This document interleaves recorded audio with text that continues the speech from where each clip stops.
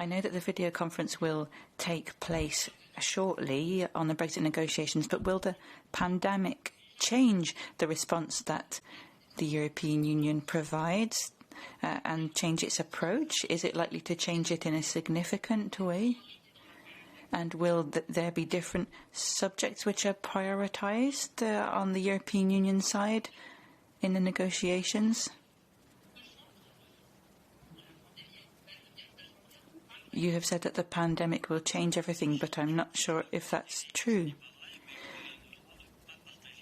Virginie, you might think that, but we don't have to agree with you.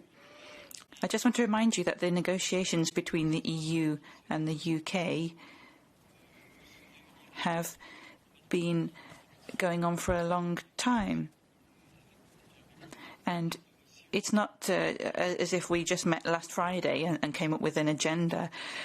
The European Commission has a formal agenda which has been well fleshed out and is entering into structured negotiations with the UK.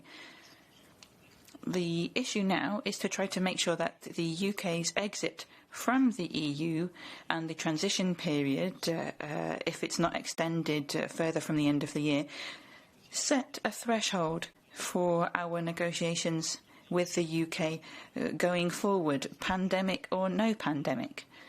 But I'm happy to give the floor to Dan in case he would like to add something to his previous answer. Dan?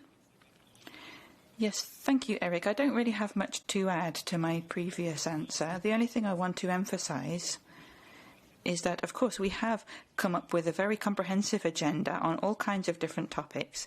And let me reiterate for Virginie and others that we have a busy week ahead of us and we're going to work as hard as we can to ensure progress. Virginie, I'd also like to clarify that you will, of course, have an opportunity to ask Michel Barnier your questions at the end of this week when he has his usual press conference after the negotiation session.